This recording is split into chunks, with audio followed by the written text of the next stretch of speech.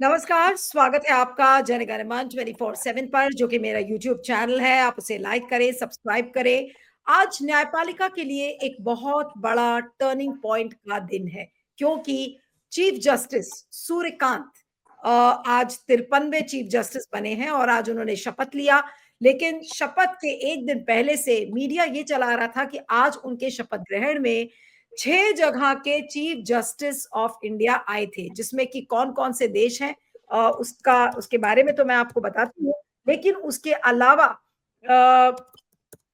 अलावा उन्होंने ये भी बताया कि बहुत सारे देशों के कुछ जजेस भी आए हुए हैं, शामिल हुए हैं। उसके अलावा ये भी बताया गया कि पंजाब और हरियाणा हाई कोर्ट के लिए आज उनके शपथ ग्रहण की स्पेशल स्क्रीनिंग भी करवाई गई। यानी कि पंजाब और हरियाणा इतना जो हाई कोर्ट है वो इतना स्पेशल था, क्योंकि वो वहीं से आते हैं, तो उनके लिए स्पेशल स्क्रीनिंग कराई गई और उनके लिए खास तौर पर विदेशी मेहमान भी बुलाए गए। सब मीडिया वाले यही बोल रहे हैं कि ये पहली बार इतिहास में हुआ है कि शपथ ग्रहण के दौरान, किसी चीफ जस्टिस के शपथ के दौरान इतने सारे देशों के लोग आए हों। नेपाल है उसमें, केन्या है उसमें, मॉरिशस है, बहुत सारे देश हैं, 6 देश हैं जहाँ के जजेस जस्टिस आए हुए हैं। और ये हमेशा जस्टिस सूर्यकांत के लिए ये कहा जाता है, और जस्टिस गवई भी जब फेयरवेल के समय उन्होंने ये कहा कि बहुत वो हम्बल बैकग्राउंड से आते हैं। हम्बल बैकग्राउंड के आने के बाद इस तरीके के शोबाजी का क्या मतलब है? सबसे पहला तो ये सवाल है कि पहले भी चीफ जस्टिस थे, जस्टिस चंद्रचूड़ थे, संजीव खन्ना थे, अब बी आर गवई थे। उनके शपथ ग्रहण के दौरान तो मोदी जी को कभी भी ये सब नहीं सूझा। आखिर ये जो शपथ ग्रहण के समय विदेशी मेहमानों को मिलाने का जो एक आज सिलसिला देखा गया, तो क्या इसका मतलब ये है कि आज एक सीधा साधा प्रमाण मिला है कि अब चीफ जस्टिस का इंतजाम, उनके शपथ ग्रहण का इंतजाम क्या विदेश मंत्रालय करने वाला है? विदेश मंत्रालय अपने आप से तो करेगा नहीं, उनको बोला गया होगा ऊपर से, प्रधानमंत्री के दफ्तर से बोला गया होगा, या सूर्यकांत जी ने आग्रह किया होगा कि भाई मेरे शपथ ग्रहण को आप ऐतिहासिक बना लीजिए और इस वजह से मैं चाहता हूं कि इन देशों के चीफ जस्टिस को बुला लीजिए। तो ये फैसला किसका था? आज इस बात पर कोई चर्चा कोई भी मीडिया प्लेटफॉर्म नहीं कर रहा है, तो मैंने सोचा इस पर बात करनी जरूरी है, क्योंकि शपथ ग्रहण के दौरान विदेशी मेहमानों का आना गलत नहीं है, लेकिन इस पर खुलासा जरूर होना चाहिए कि विदेशी मेहमान को किसने बुलाया। क्या मोदी जी ने बुलाया? क्या जस्टिस सूर्यकांत ने बुलाया? क्या विदेश मंत्रालय ने बुलाया? मुझे पता है कि अगर इस पर आरटीआई भी लगाई जाएगी तो कभी आरटीआई में उसका जवाब नहीं मिलेगा। ये कह दिया जाएगा कि ये तो पर्सनल डिटेल्स है और आपको आरटीआई में जवाब नहीं मिलेगा। लेकिन क्या आज इसके बारे में हमें बात नहीं करनी चाहिए? स्पेशल स्क्रीनिंग हुई पंजाब हरियाणा हाई कोर्ट के, तो क्या चीफ जस्टिस वो केवल पंजाब और हरियाणा हाई कोर्ट के हैं? देश के बाकी राज्यों में जो हाई कोर्ट है वहां के वकीलों के क्या जस्टिस सूर्यकांत चीफ जस्टिस नहीं है? ये एक बड़ा सवाल है। और उसके अलावा आगे 15 महीनों तक जो उनका कार्यकाल है, उससे हम क्या उम्मीद रखें? बड़े बड़े केसेस अभी पड़े हुए हैं, एसआईआर का मामला पड़ा हुआ है, लंबित है कोर्ट में, लोकतंत्र लुट गया है, बिहार का चुनाव लुट गया, जस्टिस सूर्यकांत कुछ नहीं कर पाए। अब चीफ जस्टिस बने हैं तो उनसे हम कुछ तो उम्मीद कर ले कि 53वें चीफ जस्टिस के होने के नाते वो हो सकता है कि कुछ उनकी आंखें खुले और उनको दिखे कि हमारा लोकतंत्र का चीरहरण किस तरीके से हो रहा है उनकी आंखों के सामने, और वो कुछ नहीं कर पा रहे हैं। हमारे साथ 2 खास मेहमान हैं। जस्टिस कोलसे पाटिल हमारे साथ है। सर, आपका बहुत बहुत स्वागत है, thank you so much for joining. और के राय साहब हैं, इलाहाबाद हाई कोर्ट के वरिष्ठ वकील और अधिवक्ता। आपका भी स्वागत है राय साहब। मैं जस्टिस कोलसे पाटिल से शुरू करूंगी। ये देखिए, ये स्क्रीनशॉट आपको दिखा रही हूँ और इसी तरीके तमाम राय साहब को बोलने दो पहले। अच्छा ठीक है, मैं राय साहब आ जाती हूँ, जैसी आपकी मर्जी। ये देखिए स्क्रीनशॉट आपको दिखाती हूँ। From Bhutan to Mauritius in a first, Justice Surikant's swearing in to draw judges, chief justices from 6 nations. अब उनकी कुछ तस्वीरें भी दिखा देंगे, स्क्रीनशॉट जहां पर उन्होंने आज शपथ ग्रहण की तस्वीरें हैं उनकी। राष्ट्रपति द्रौपदी मुर्मू ने उनको शपथ दिलाई है और बड़े गर्व के साथ उन्होंने राष्ट्रपति भवन में शपथ ग्रहण किया। लेकिन जिस तरीके से विदेशी मेहमान आए हैं आज, अब ये देखिए उनकी तस्वीर मोदी जी के साथ और राष्ट्रपति द्रौपदी मुर्मू के साथ तस्वीरें हैं। राय साहब क्या कहेंगे? आज विदेशी मेहमानों का आना ये क्या प्रोटोकॉल का हिस्सा है? जी। इन घटनाओं ने भारतीय लोकतंत्र पे प्रश्न चिन्ह ही नहीं लगाया बल्कि बहस के लिए एक बड़े सारे सवाल खड़े किए हैं। पहला तो बिहार का चुनाव परिणाम 14 नवंबर को, जब लोकतंत्र की जड़ें हिल गई और इस देश में चुनाव के जरिए हम लोकतंत्र को बचा पाएंगे कि नहीं, जनादेश का सम्मान होगा कि नहीं, ये सारे सवाल अंतर्राष्ट्रीय स्तर पर खड़े हो गए हैं और चुनाव आयोग की पारदर्शिता और उसकी जवाबदेही कटघरे में हो गई। दूसरा, अभी परसों संसद में शायद बिहार के चुनाव से उत्साहित होकर उन्होंने ऐसे श्रम कानून लाए हैं, इस देश के ऊपर थोप दिए हैं, जिसमें वो बात याद आती है कि मैनचेस्टर के कपड़ा मिलों से जब भारत का बाजार पाटा गया तो लोगों ने कहा कि मुर्शिदाबाद के बुनकरों के हाथ काट लिए गए।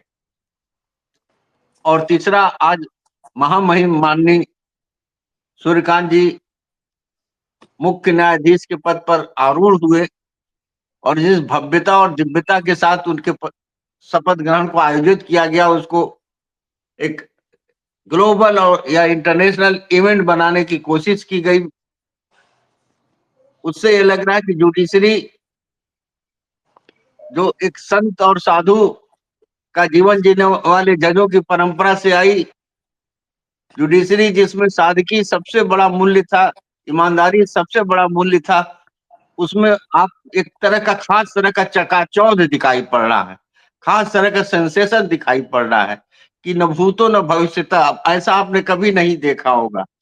हमको 2014 के गर्मियों की मई महीने की वो शाम याद आ रही है जब मैं नरेंद्र दामोदर दास मोदी कहते हुए प्रधानमंत्री का शपथ ले रहे थे और कई देशों के राष्ट्राध्यक्ष उनके मंच को सुशोभित कर रहे थे। ये शायद पहली बार हुआ हम लोगों ने अपने ज्ञात इतिहास में किसी प्रधानमंत्री के शपथ ग्रहण में भी कोई अंतर्राष्ट्रीय उपस्थिति देखी हो, मुझे याद न हो, शायद हुआ हो, लेकिन उस भव्यता और दिव्यता की पुनरावृत्ति आज मुझे दिखाई पड़ी। निश्चित तौर पर यह गंभीर विषय है।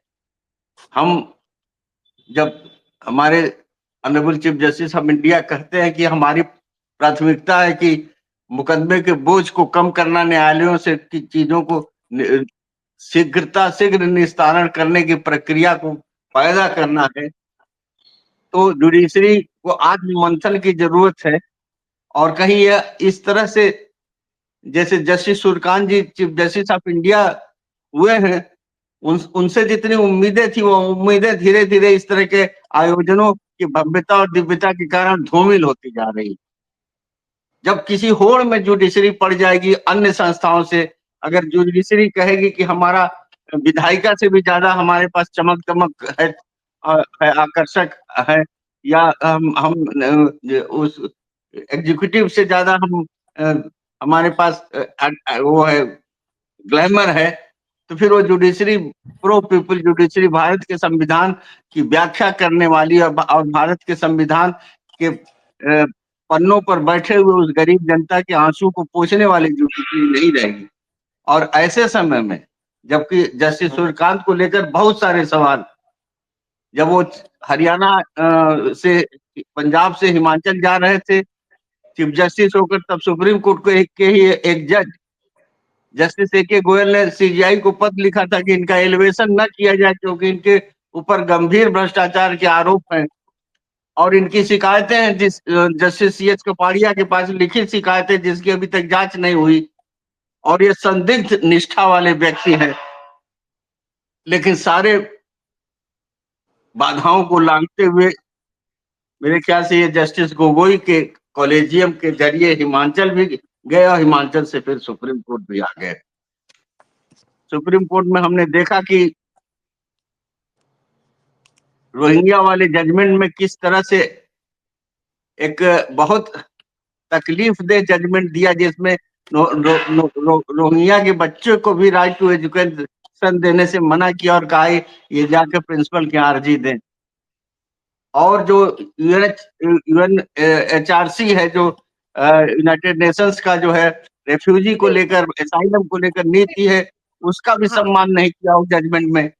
और अभी मैडम जो अभी रिसेंटली SIR के जजमेंट को जिस तरह से रोका रहा, टांगे रखा और इस SIR के जजमेंट में को किसी अंजाम तक पहुंचने नहीं दिया गया। उसका परिणाम हुआ कि चुनाव आयोग का आत्मविश्वास इतना बढ़ गया कि उन्होंने जो मर्जी हो बिहार के चुनाव में किया।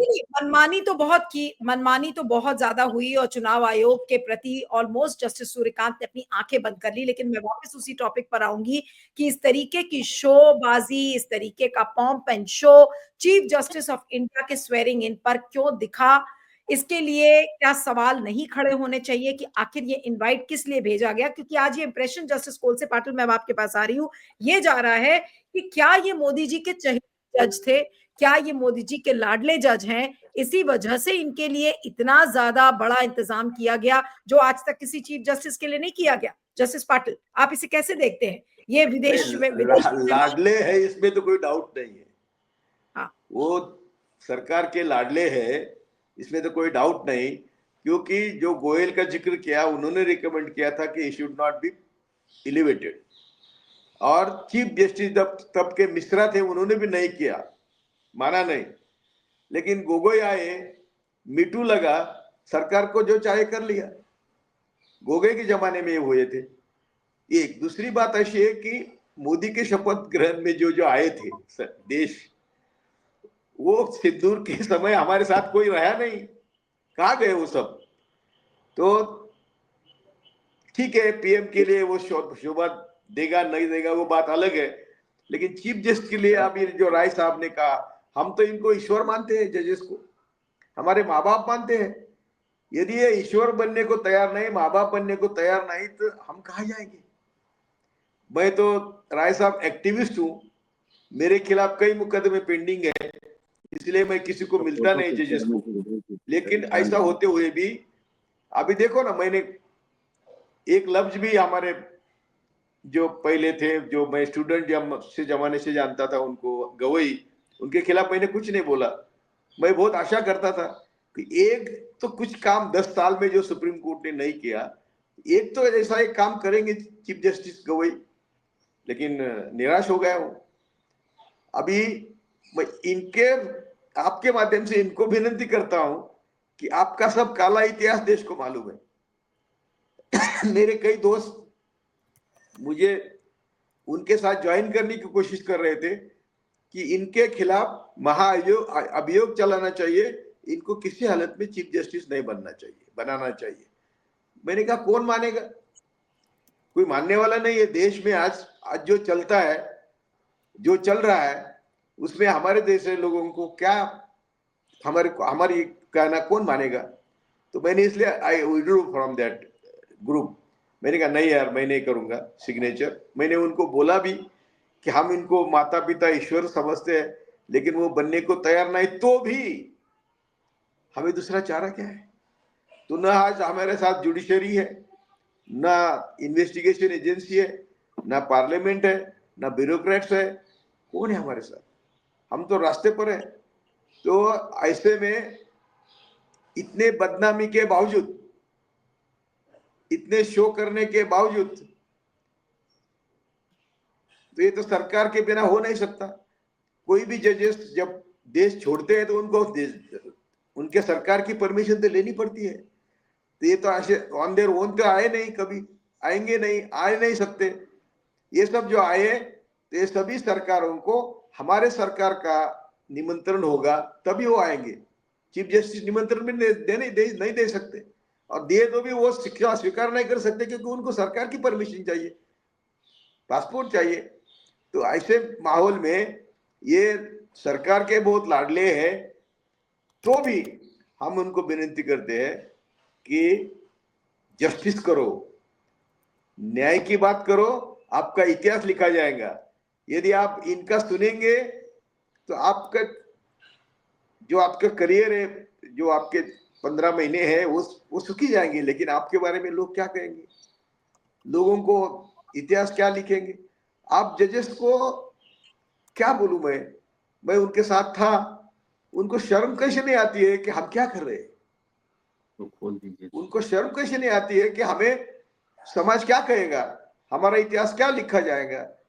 और खुल गया। ये रेजिम में, मोदी के रेजिम में जो कभी हुआ नहीं वो हो रहा है। 4 जजेस जब प्रेस कॉन्फ्रेंस लेते थे, उसी दिन मिश्रा थे चीफ जस्टिस, मैंने टीवी पे, लाइव टीवी पे कहा था, मैं इनको मानता हूं इसलिए कहा कि यदि चीफ जस्टिस को थोड़ी भी शर्म है तो उन्होंने रिसिग्नेशन देना चाहिए। अब ये चीफ जस्टिस के बारे में हम क्या कहेंगे? यदि इनको भी थोड़ी कुछ होती तो ऐसा शो करने की जरूरत नहीं। आप ईश्वर के बराबर, ईश्वर को की जरूरत है क्या? क्या माता पिता को जरूरत है? कुछ भक्तों की जरूरत है क्या कि आपके बेटे के ऊपर प्यार करो? तो मैं बड़ा ताज्जुब हुआ, आपने जब फोन किया तो मुझे लगा कि इसमें नहीं पढ़ना चाहिए, लेकिन रहा नहीं जाता, देखा नहीं जाता कि हम क्या भारत में कहा थे, हम जुडिशरी में कहा थे। अरे जब मैं जज बना तो ये एडवोकेट बने थे, और आज वो चीफ जस्टिस ऑफ इंडिया है, उनका सब अभी पे प्रॉपर्टी के बारे में सब बाहर आया है, देश को मालूम है, मैं बोलने की जरूरत नहीं है। तो मुझे लगता है कि ये लोगों को, राय साहब, आई एम रियली सरप्राइज। हमें 2 जून की रोटी मिलती है तो हम खुश है, इनको काय को लगते इतने पैसे कहाँ ले जाने? और जज बन के तो फिर वकालत में रहते ना, वकालत में पैसे कमाते। यहाँ आके पैसे कमाने का ये क्या तरीका है यार? तो आपने जो कहा, जो न होने वाली बात हुई, आज भी उन्होंने वही किया, जो नहीं होने वाला शो उन्होंने किया, और खुद को अपनी कुर्सी पर बिठाने के लिए बाकी जजेस को बुलाया। मुझे ताज्जुब है कि बाकी जजेस भी कैसे आए, उनकी काम छोड़ के, वो तो वर्किंग डे है उनका, सबका वर्किंग डे। हमारे घर में डेथ होता था तो भी हम वर्किंग डे पे गैर हाजिर नहीं रहे। हमारे एक जज को कैंसर हुआ था, वैद्य करके जज है, आखिरी दिन तक कोर्ट में आके बैठते थे। क्या ये कमिटमेंट थी? ये कृष्णायर होंगे, ये जस्टिस सावंत होंगे, जस्टिस कौलसे पाटिल, आपसे एक चीज और पूछनी है सर कि आज ये किस तरीके की शुरुआत जस्टिस सूर्यकांत ने कर दी है? क्योंकि जब जस्टिस सूर्यकांत के लिए अगर इतने ओपन शो के साथ अगर शपथ ग्रहण है, तो अब आने वाले क्या हर चीफ जस्टिस का शपथ ग्रहण समारोह इसी तरह से होगा, पूरे भव्यता के साथ, इसी तरीके से? विदेशी मेहमान अभी तो 6 देश से आए हैं, हो सकता है अगले चीफ जस्टिस के लिए अगर वो बिल्कुल कमिटेड रहेंगे, सरकार के प्रति जितना नतमस्तक रहेंगे, तो अगले बार 6 की जगह 18 देशों से लोग आ जाएंगे। प्रधानमंत्री की जैसे शपथ ग्रहण होती है उसी तरीके से चीफ जस्टिस की भी होगी। क्या ये एक नया चलन आज शुरू हो गया सर? जब तक ये अनपढ़ लोगों की सरकार है और इनको सिर्फ और सिर्फ झूठ की नींव रखकर काम करना है, तब तक ये चलेगा। मोदी है तो मुमकिन है जो कहते हैं, ऐसा तो कभी कुछ करने की जरूरत नहीं ना। जो हुआ ये बिल्कुल गलत हुआ, ये बिल्कुल ट्रेडिशन के खिलाफ हुआ। कितने चीफ जस्टिस हुए, कितने बड़े बड़े चीफ जस्टिस थे। अरे चीफ जस्टिस या सुप्रीम कोर्ट जज गवर्नर बनने को कभी तैयार नहीं थे, आइदर वाइस प्रेसिडेंट और प्रेसिडेंट, वो उनका ये था। बिल्कुल, ये गवर्नर बन रहे हैं, ये गवर्नमेंट को फेवर करके। सदाशिवम मुझे मिले थे, चीफ जस्टिस थे पटना के राजभवन में। अब बोले मैं खेती करूंगा, और मुझे बोले थे कि आपका मैंने नाम सुना है, आप बहुत गरीबों के लिए काम करते हैं, मैं भी करूंगा। और जाके गवर्नर बन के बैठे। क्यों? तो आज अमित शाह को बेल दिया। अभी इतने जो छोटे काम करके छोटा पद लेते हैं, तो कहाँ रही गरिमा? चीफ जस्टिस की गरिमा कहाँ रही? जस्टिस सुप्रीम कोर्ट का जज इतनी बड़ी पोस्ट होती है, वो कहाँ रही? नहीं तो पाटिल साहब, क्या आज इस तरीके के शपथ ग्रहण, पाटिल साहब क्या आज इस तरीके के शपथ ग्रहण से आज सूर्यकांत जी ने और मोदी जी ने क्या मिलकर चीफ जस्टिस ऑफ इंडिया के पद की गरिमा बिल्कुल डुबो दी पानी में? ऑफ कोर्स ये जज का काम ही नहीं है। और ये गरिमा यानी सरकार के मदद के बिना तो हो नहीं सकता। और जो शपथ लेने के पहले सरकार की मदद लेता है, वो सरकार के खिलाफ क्या करेगा? जस्ट लॉजिक है, क्या करेगा सरकार के खिलाफ? यदि सरकार की मदद लेके इतना पॉम्प एंड शो करते हैं, तो सरकार के खिलाफ क्या करेंगे वो? और फिर हमारी क्या उम्मीद रहेगी? मोदी बोलेंगे इनको जेल में डालो तो हम जेल में जाएंगे, दूसरा क्या करेंगे? बिल्कुल, और आज एक तरीके से उन्होंने ये भी इंडिकेशन दे दिया इस तरीके से सरकार की मदद लेकर कि भाई हम इसी तरीके से सरकार से गलबैयाँ करते रहेंगे और इस जैसे हम चल रहे थे कुछ उसी रास्ते पर अगले 15 महीने का जो न्यायपालिका की दिशा है वो जाती हुई नजर आ रही है। अब मैं अंतिम कमेंट लूंगी राय साहब से। राय साहब, अब कुल मिलाकर क्या कहा जाए? अगले 15 महीने का जो कार्यकाल है वो क्या हम बहुत ज्यादा उम्मीद रखें? क्या करें देखिए जस्टिस नहीं, जो एक मिनट शुरुआत? एक मिनट, अगले नीलू जी, 15 महीने की नींव, एक मिनट एक मिनट, अगले 15 महीने की नींव और उसके बाद क्या होने वाला है उसका लॉजिक इन्होंने आज ही प्रूव किया ना। जो सरकार की चमचेगिरी करेगा उसका ऐसा शपथ विधि होने वाला है। तो इसलिए नीलू जी, ये हमको झूठ ठहराए, हम झूठ जी, निकले, इसलिए ये काम करे। ये मैं इनको इनको बिल्कुल। आह्वान करता हूं कि हम सब गलत निकले भाई, तुम अच्छा जज का काम नीलू करो। जी, हंडिया जी, बताते, कहावत, हमारे गांव की कहावत है कि एक चावल हंडिया से निकाल लीजिए, पूरे हांडी का पता चल जाएगा। तो पहले दिन से ही आप आखिरी दिन का अनुमान लगा सकती हैं। देखिए, चीफ जस्टिस ऑफ इंडिया जब तक शपथ नहीं लेता तब तक उसे चीफ जस्टिस ऑफ इंडिया के पद और पावर को वो प्राप्त नहीं करता। वो अपने तय कोई आदेश नहीं कर सकता कि उसके शपथ ग्रहण में कौन आएगा कौन नहीं आएगा। कहीं कोई खबर नहीं है कि कोलिजियम की कोई बैठक हुई और उसमें यह प्रस्ताव पारित किया गया कि देश विदेश के जुडिशरी के लोगों को इकट्ठा करके इसे एक मेगा इवेंट बनाया जाएगा। तो निश्चित रूप से सरकार और की तरफ से यह इंतजाम हुआ होगा, पीएमओ का इंतजाम हुआ होगा, एक्सटर्नल अफेयर मिनिस्ट्री का इंतजाम हुआ होगा। अब मुझे कुछ ऐसे लक्षण दिखा रहे हैं जो लक्षण चंद्रचूड़ में आखिर में दिखा, जब वो गणेश पूजा के बहाने उन्होंने माननीय प्रधानमंत्री जी को अपने दरवाजे पर पूरा बंदरवार लगा के स्वागत किया। तो जो आखिरी दिन है वो आज पहले दिन में ही दिखाई पड़ गया कि यह तामझाम बिना सरकार के आमंत्रण के नहीं हो सकता है। और ये एक गंभीर सवाल है कि चीफ जस्टिस ऑफ इंडिया के शपथ ग्रहण को इतना भव्यता और दिव्यता और इतना हाई प्रोफाइल बनाने की क्या जरूरत है, जबकि इसीलिए तो प्रेसिडेंट हाउस में किया जाता, नहीं तो रामलीला के मैदान में नहीं हमारे ऑनरेबल जजेस का होता शपथ ग्रहण, या किसी सार्वजनिक जगह पर या हाई कोर्ट बार के हाई सुप्रीम कोर्ट के मैदान में टेंट लगा कर नहीं होता। उन्हें तो बहुत डिग्निटरीज के बीच में जो भारत के लोग हैं जो सम्मान में है, भारत के राष्ट्रपति, कैबिनेट जो भी है, वही वही उन्हीं लोगों की लिमिटेड उपस्थिति में होते हैं। और ये बड़ा खतरनाक है। और अगले 15 दिन के बारे में जो इन्होंने एक बात कही है, आज या कल बात कही है कि भारत की जुडिशरी इंडिजिनस होना चाहिए।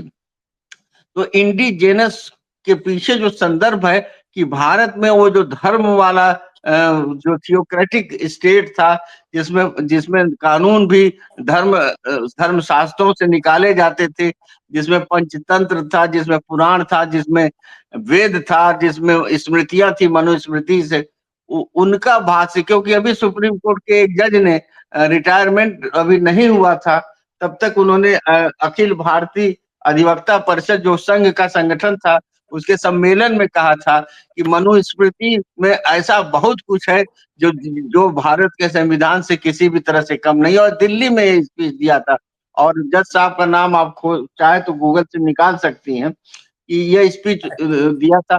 तो ये सारे लक्षण दिखाई दे रहे हैं कि और अभी भागवत जी ने भी कहा है कि कोई आवश्यकता है ही नहीं कि हम हिंदू राष्ट्र की घोषणा करें, बिना घोषणा के भी हम इस देश में हिंदू नहीं राष्ट्र तो बना सकते हैं। तो राय ये साहब, क्या इससे आप सीजीआई के शपथ ग्रहण को इतने बड़े शो बिजनेस में बना दिया गया, एक इवेंट बाजी के रूप में इसको तब्दील कर दिया गया, और जैसा आप लोग कह रहे थे कि बिल्कुल प्रधानमंत्री नरेंद्र मोदी ने जब पहली बार शपथ ग्रहण लिया किया था तो उस समय तो बड़ी वाहवाही 2014 और इतने सारे देशों से लोग आए थे, लेकिन सीजीआई के स्वेरिंग इन में अभी कई लोग ये भी बोलेंगे अरे आप लोग तो बेकार की चर्चा करने लगे, इसमें कौन सी बड़ी बात है, कई देशों के लोग आ गए, इसमें क्या दिक्कत हो गई? तो ऐसे लोगों को क्या कहेंगे अंत में राय साहब, बहुत संक्षेप में, उसके बाद कार्यक्रम खत्म कई करेंगे। कई साल भर दुनिया भर में इंटरनेशनल जूरिस्टिक कॉन्फ्रेंसेज होते थे, जिसमें देश विदेश के जज भाग लेते हैं। आप अपने विचारों का एक्सचेंज करते हैं और नए सवालों पर मंथन करते हैं। ये कोई पहली बार नहीं है कि जज इकट्ठे ही नहीं होंगे। एशिया का, सार्क का, तमाम फोरम्स के जजेस का, स्पीकर्स के सम्मेलन होते रहते हैं, और भी सम्मेलन होते हैं यूनाइटेड नेशंस से जुड़े हुए, ह्यूमन राइट से जुड़े हुए जजों का। तो लेकिन ये जो इससे ये होगा, इससे मुझे डर ये लग रहा है कि ये हमारी न्यायपालिका पर सरकार का दबाव बहुत बढ़ जाएगा, और न सिर्फ फैसलों पे ये दिखाई पड़ेगा बल्कि ऑनरेबल जजेस की नियुक्तियों में दिखाई पड़ेगा, जिसकी झलक हम जो है 2019 से देख रहे हैं कि वो जो संघ में या तो प्रशिक्षित है या संघ का उन्हें हरी झंडी मिलती है, वही उस पद तक पहुंच पा रहे हैं। हाँ, जस्टिस ज्यादा तुलसी तो पाटिल नहीं। बहुत उठा रहे थे। जस्टिस पाटिल बहुत संक्षेप में आप क्या कह रहे एक थे? मिनट है, एक ही लफ्ज है कि उनको पूछो अभी कि तुम लोअर जुडिशरी को क्या आदर्श दे रहे हैं, उनके सामने क्या रख रहे हैं। वो तो फिर गांव का मामलेदार है, फौजदार है, उसके साथ भी मिलके काम करेंगे ना। ये क्या हो रहा है, क्या देखो, मैंने भी राय साहब, मैंने भी आउट ऑफ एज आपके चीफ जस्टिस के ऑफिस में शपथ लेने के बजाय मैंने ओपन शपथ ली थी, लेकिन हॉल में। और क्यों ली थी? तो मैं मजदूर था, वो सब मजदूरों को मैं दिखाना चाहता था कि तुम्हारा एक आदमी जज बना है, बाकी कुछ नहीं। चलो, थैंक यू। मैं एक सवाल और करूंगी जाते जाते, राय साहब की ये जो स्पेशल स्क्रीनिंग कराई गई पंजाब और हरियाणा हाई कोर्ट के लिए, इससे भी जस्टिस सूर्यकांत ने क्या मैसेज दिया? हाई कोर्ट में हम लोग वकालत करने, वर्किंग डे में कभी भी वर्किंग डे में इस तरह का डिस्प्ले होता नहीं है, और वर्किंग डे में भी अगर शपथ होते हैं वर्किंग डे में ही, लेकिन कभी कभी तो चीफ जस्टिस साहब अपने चेंबर में कराते हैं आधे घंटे, और नहीं तो मैक्सिमम 1 घंटा chief justice, honourable chief justice के कोर्ट रूम में हो जाता है। इंटरवल में कराते। हाँ, और इस तरह से वर्किंग डे में आप फुल स्क्रीन दिखाना, और सिर्फ पंजाब और हरियाणा, चूंकि वहां उन्होंने वकालत किया है, तो बाकी हाई कोर्ट के को उस सुख सुविधा से, अधिकार से वंचित रखना यह उचित नहीं है। और सभी हाई कोर्ट के बार में वहां की कैंटीन में तमाम टीवी की सुविधाएं हैं, उसमें अलग से किसी प्रोग्राम करने की जरूरत नहीं थी। वो एक गलत संदेश है। हाँ, चलिए, आप दोनों का बहुत बहुत शुक्रिया। Justice Patil, thank you so much for joining. Rai साहब, आपका भी बहुत बहुत शुक्रिया। Thank you. मुझे जेल में भेजेंगे तो आप आएंगी मिलने।